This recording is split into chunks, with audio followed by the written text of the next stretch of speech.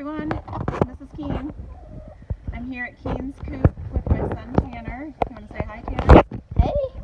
And we had a special story that we want to read to you. These are a couple of our Brahmas, many of our chickens that we love to hang out with in the evening. So they're here for our story time. Today we're going to read a story called Chickarella. And this is a really unique story. It's by Mary Jane and Herm Och. They're the authors. That means they wrote the words. And they also did some really amazing artwork in the story as well. Okay, sit down. So we're going to read to find out. You might have an idea by the name of the book, Chickarella, what this book is about. Might sound similar to another book. It says, Chickarella had a wonderful childhood until one night when a fox got into the coop and carried off her mother. Chickarella's father, now a single rooster, did his best to raise her, providing her with a happy and stable coop life.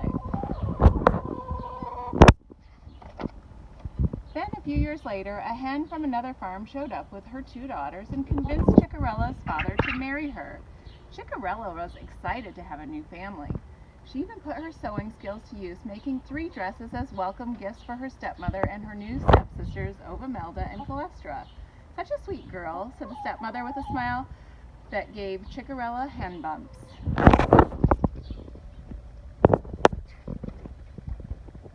Before long, the stepmother sent Chickarella's father off on a wild goose chase. Then she proceeded to redecorate. This house doesn't look like home anymore, Chickarella said. That's because it's my coop, not yours, said the stepmother. You have too many clothes. I want you to let out your dresses to fit my girls. But what will I wear? Asked Chickarella. You're just a servant now. You only need 1 dress and you won't be living in the main coop anymore. From then on, the stepmother locked Chickarella in the spring house every night.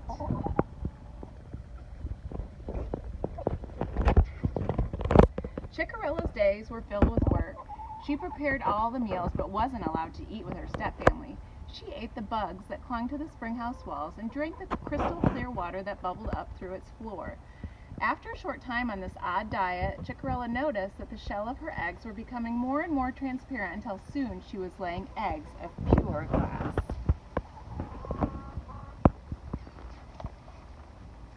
One day, the stepsisters came home all aflutter.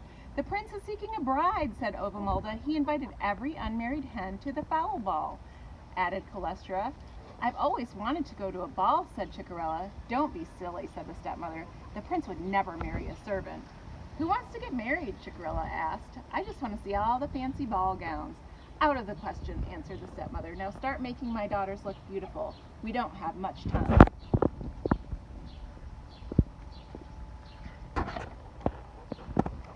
Chickarella's next few days were filled with frantic preparations. Making the stepsisters presentable wasn't easy, especially when they kept adding their own exasperating touches on their outfits. When the big night arrived,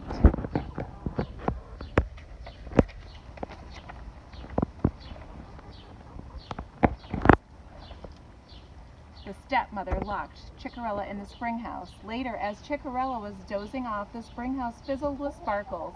Yikes! Who are you? gasped Chickarella. What? You've never read a fairy tale? I'm your fairy goose mother. I've been watching your stepmother run you ragged. Why don't you speak up? My father will fix everything when he gets back. Don't wait for someone else to fix things, dearie. You take charge. Fantastic eggs, though. How do you do that? I think it's something in the water. Oh, yeah. I put a spell on the spring a while back. Cool side effect. There's the eggs down in the corner that are glass.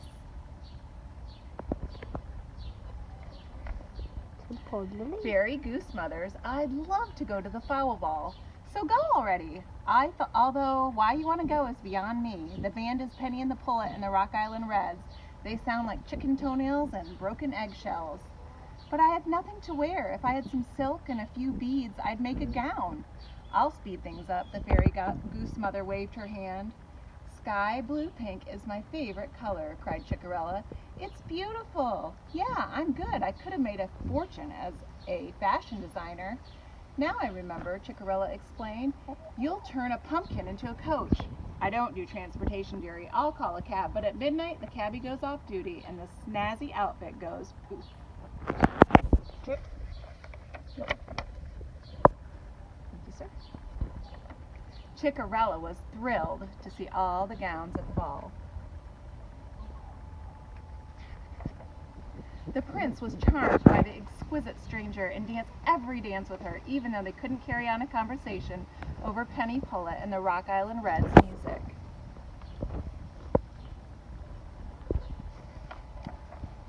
When the band finally took a break, Chickarella heard the clock strike midnight. "I must go," she cried, and dashed out the door.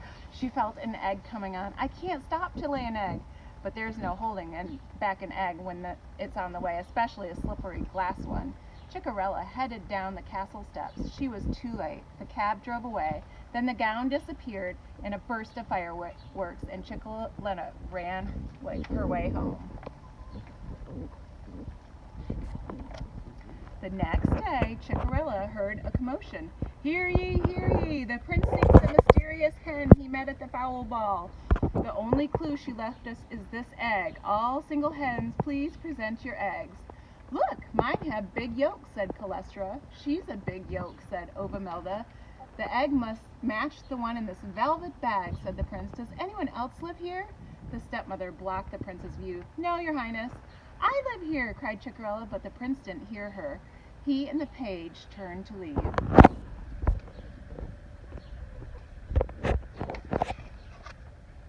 "Wait! I laid glass eggs. Is that what you're looking for?" "That's exactly what I'm looking for. Release her at once." "Your highness surely wouldn't marry my servant, Chickarella." "Finding a bride was my mother's idea," said the prince. "I only went to the ball to see the fancy gowns." "Oh, me too!" exclaimed Chickarella, running out into the sunlight. "Your costume was excellent, my dear." "Thanks, your highness. I'm really into fashion." There was a burst of sparkles. "Fashion? Did I hear fashion?" "I'm into accessories," said the prince, "especially shoes." "We all love clothes," said Chickarella. "Let's start our own fashion business." "Done," declared the prince. "We'll name it after you." So the fairy goose mother zapped up some fabulous fabrics. Chickarella cut and stitched, and the prince designed stylish shoes to match. That's how they started the fashion line called Chickarella. And here they are in New York instead of New York. And it says their first show in New York was an extravaganza.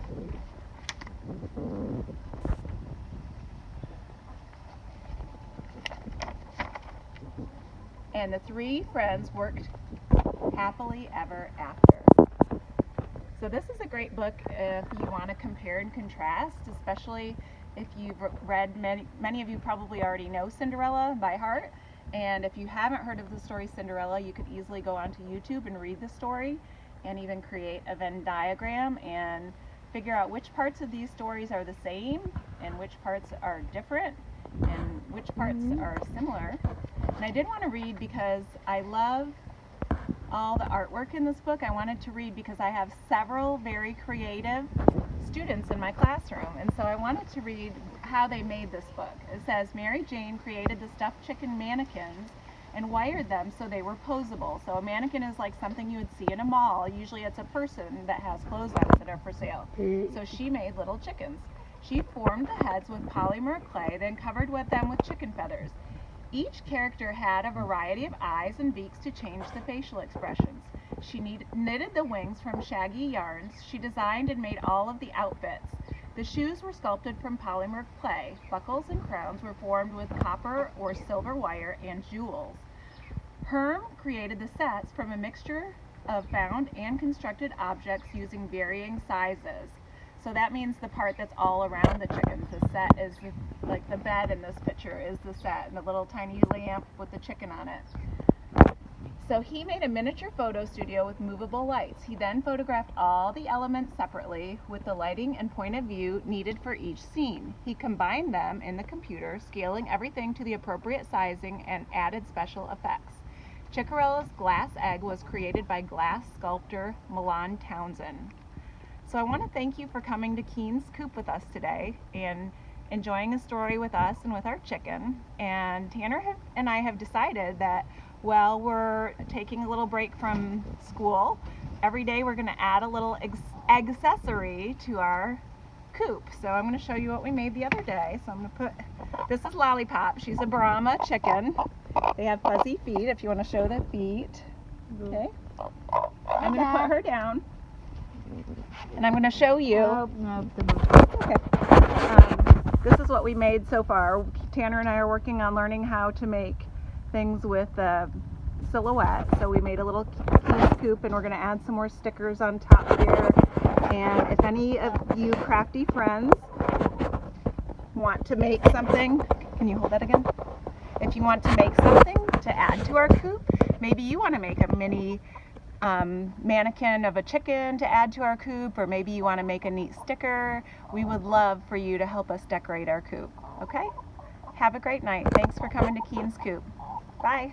Bye.